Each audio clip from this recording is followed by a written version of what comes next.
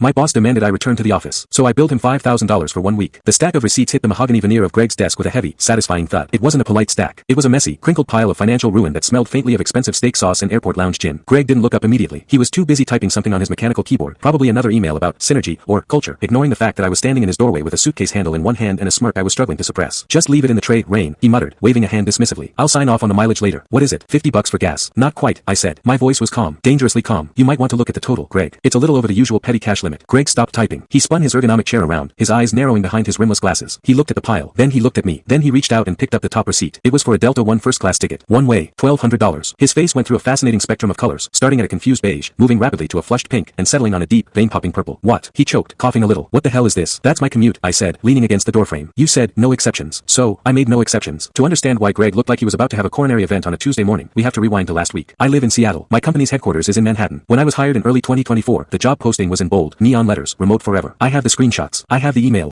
But most importantly, I have the contract. The contract is a beautiful thing. It's 20 pages of legal jargon, but there is one paragraph on page 4, clause 12b, that dictates my entire life. It states, in plain English, that my home base is my residence in King County, Washington. It further states that any and all travel required by the company away from the home base shall be considered business travel and is fully reimbursable, including flights, lodging, and a daily per diem. For a year, this didn't matter. I worked from my home office, overlooking the rain, hitting my KPIs, and making Greg look good. I was the ghost in the machine, effective, silent, distant. Then came last Tuesday. I was sipping coffee at 8 a.m., getting ready to log in, when the notification chimed. An email from the CEO. Subject, building our future together. Corporate speak 4, we screwed up. I opened it. Team, effective January 14th, we are ending our remote work pilot program. Collaboration happens in the room, not on Zoom. All employees are required to be at their assigned desks by 9 a.m. this coming Wednesday. Failure to report will be considered voluntary resignation. No exceptions. I froze. My coffee went cold in my hand. Voluntary resignation. It was a soft layoff. That's what this was. They wanted to trim the headcount without paying severance, so they were forcing a frantic RTO policy to make people quit. I picked up the phone and called Greg immediately. Greg, it's me, I said. I just saw the email. Yeah, big changes, Greg said. He sounded chipper. Too chipper. Excited to see everyone's faces again. Greg, I live 1,000 miles away. I live in Seattle. I know, he said. The warmth vanished from his voice, replaced by the icy tone of middle management compliance. But the email says no exceptions. If you aren't here on the 14th, we have to process your exit. Hands are tied. My blood ran hot. I could feel the pulse thumping against my collar. You want me to move to New York? In a week? On my own dime? If you want the job, you need to be in the office, Greg said. Look, take the weekend to think about it. If you don't show, we'll mail you the final paperwork. He hung up. Just like that. I sat there, staring at my dual monitors. The rage wasn't a sudden explosion. It was a slow, creeping rot. I looked around my house, the house I bought because I had a remote job. I looked at my dog sleeping on the rug. They expected me to just fold. They expected me to send a resignation letter by Friday so they could save a few bucks on unemployment insurance. I opened my filing cabinet and pulled out my employment contract. I read clause 12b. I read it again. Then I read the CEO's email. All employees are required to be at their assigned desks. Required. That was the keyword. I wasn't choosing to go to the office. I was being required to go. And since my home base was Seattle, that meant I was traveling for business. I didn't quit. I opened Expedia. I treat myself to the most expensive week of my life on the company dime. I'm talking first-class suites, hotels that cost more than my mortgage, and a showdown with HR where I use their own policy as a weapon. If you think the flight was expensive, wait until you see the dinner bill I handed to my boss. Click here to watch full video.